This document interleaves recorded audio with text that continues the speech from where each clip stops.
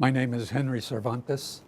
I was born in Fresno, California on the 10th of October, 1923. My mother's full maiden name was Maria Refugio Rincon.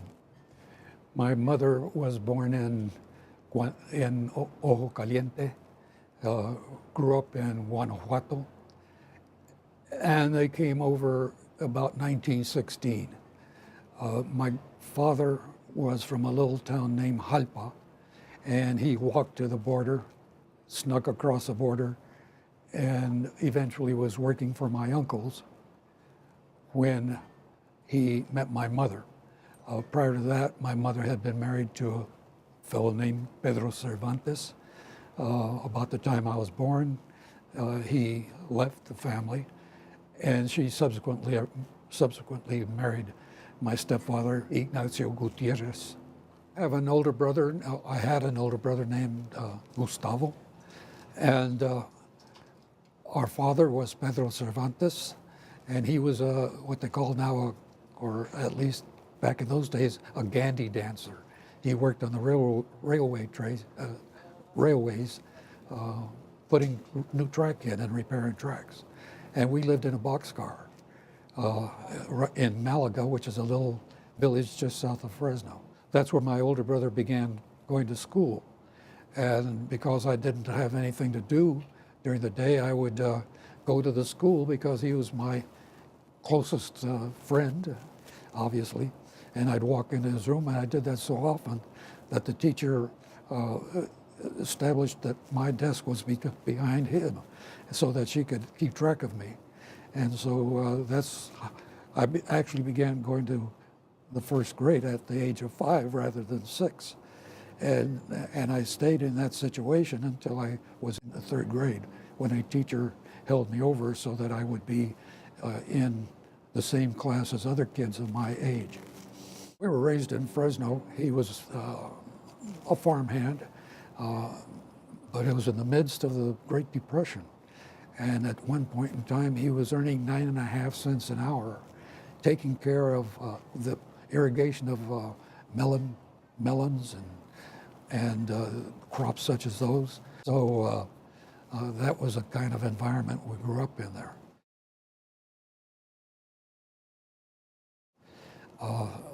My earliest recollections of school were in the 1st grade, when I didn't know, I couldn't speak English because my mother didn't speak English. And so I had a very difficult time. And it was, I guess I was in the 3rd grade when my teacher held me over. And she said, Henry, because you speak Spanish at home is no reason for you not to learn to speak English well here. I'm going to keep you in this class until you can. My 8th birthday came along while I was in her class. On that day, she took a little card, wrote a poem on it, and gave it to me as a present. I've never forgotten Miss Nielmeyer or her poem. I'm going to recite it to you. It's very short. Sueña tus sueños en una estrella. Sueña tus sueños altos y lejos, porque los sueños que soñamos en la juventud nos hacen lo que somos. Dream your dreams upon a star, dream them high and dream them far, for the dreams that we dream in youth make us what we are. I thought it had to do with flying, high, far, stars, and I began thinking about being a pilot. I confided my dream to my mother. She never said a word, but the following Saturday, instead of allowing Gus and me, my older brother, Gus and me, to go out and work in the fields as we normally did, she got us into our best clothes, marched us into central Fresno, about 6 or 7 miles, and took us to the library, got us each a library card, and had us each withdraw a book. I drew one titled We. It was written by Charles Lindbergh, and who was the first man to fly from the United States to Europe. And it was about him and his airplane and that flight over there. The reason I took the book out was it had a lot of pictures of airplanes, but there was one passage that caught my eye. And in it he wrote about flying into golden sunsets and flying at night under starry skies with comets flashing across the horizon, and flying into gigantic hallways formed by billowing snowy white clouds. And I thought that was so beautiful.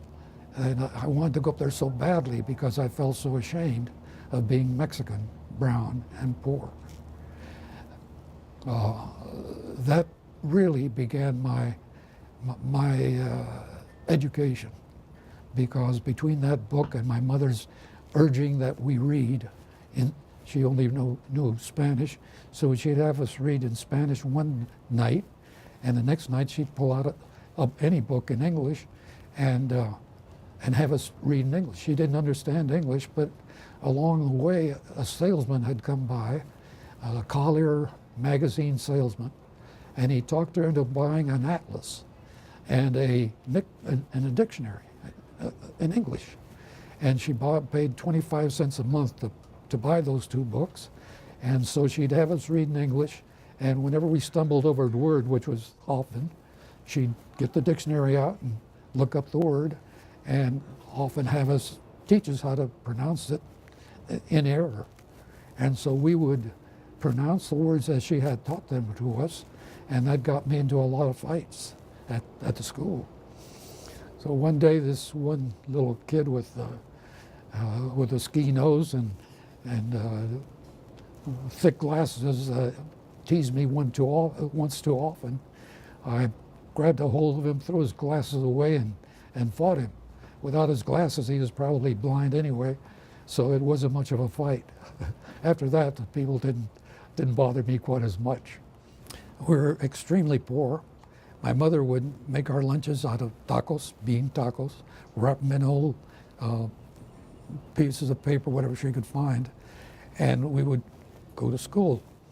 Well, there was a shelf. There's an ante room in each of the rooms of instruction, and the kids would all line up their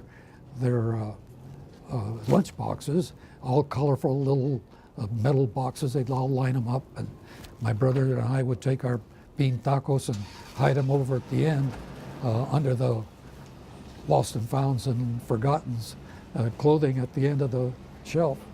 And we'd still find them on the floor, mashed up, and if not that, they'd make fun of us eating them. So we began storing on the way to school, we'd leave the tacos up in a apricot tree through a grove of trees that we went through. And we'd come back at noon to eat the lunches, but by then the ants had gotten to them, and so we went hungry a lot. It wasn't long after those experiences that I began high school. And I was thrilled the day I walked in. I was sorry I was going to leave 4 years later, because the place had hot and cold showers, flush toilets, and loads of pretty girls.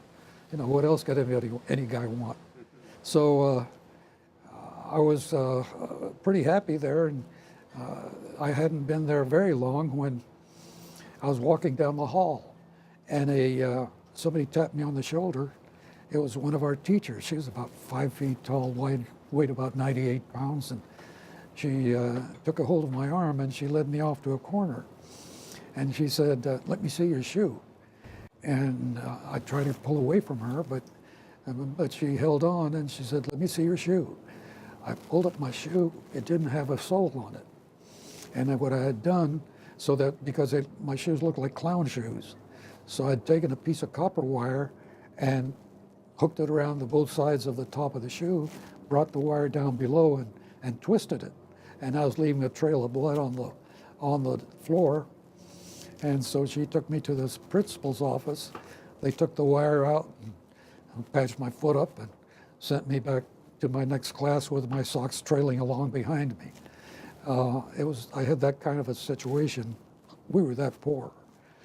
I went out for track, but my folks couldn't afford track shoes.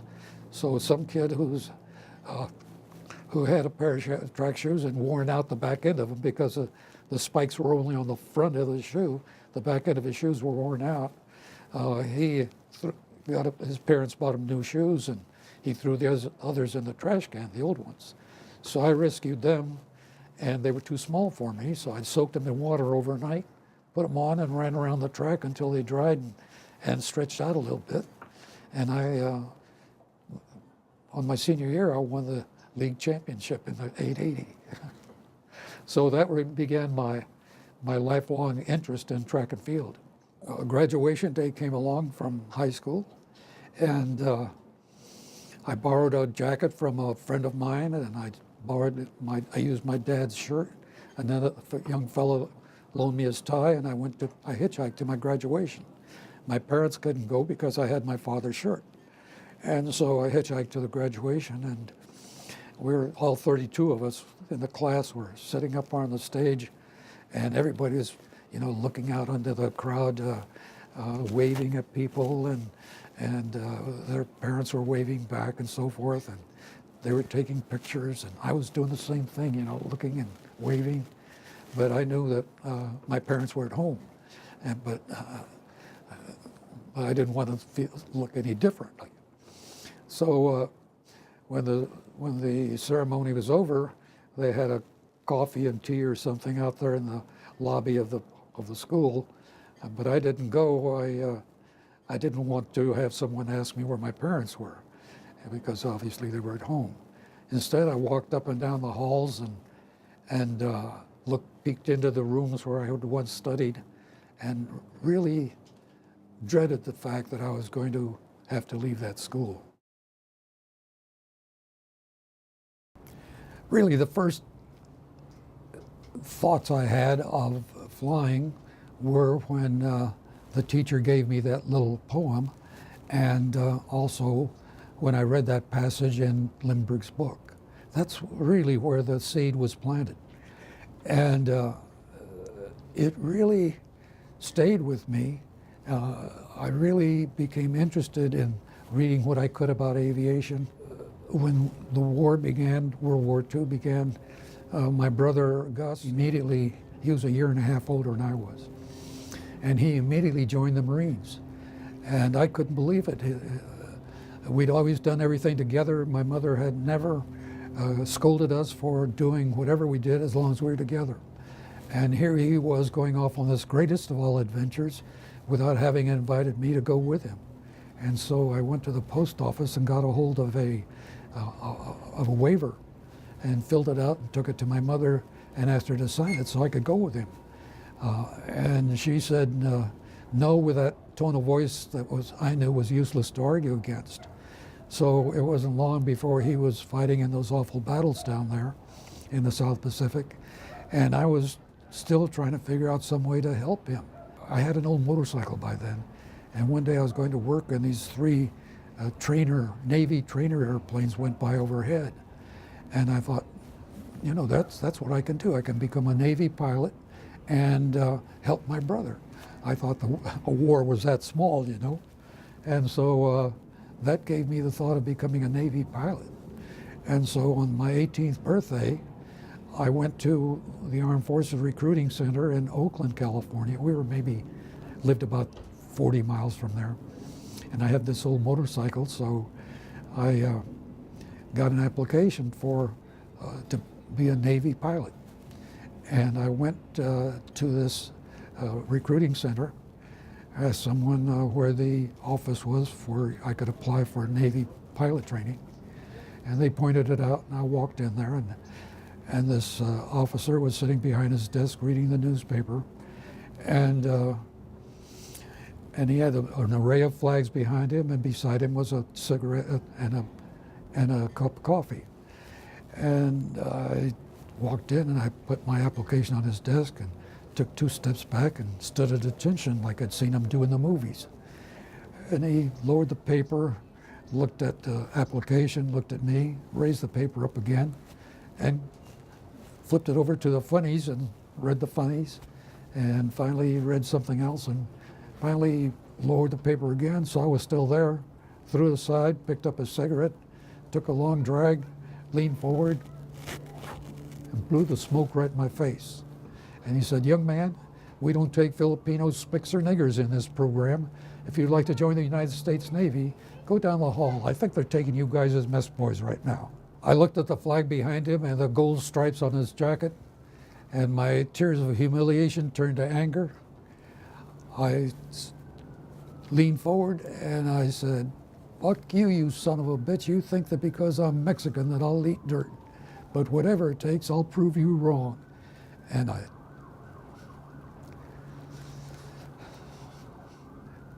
turned and I went to the door and slammed it as hard as I could and took off running, jumped on my motorcycle and went home with tears streaming from my eyes.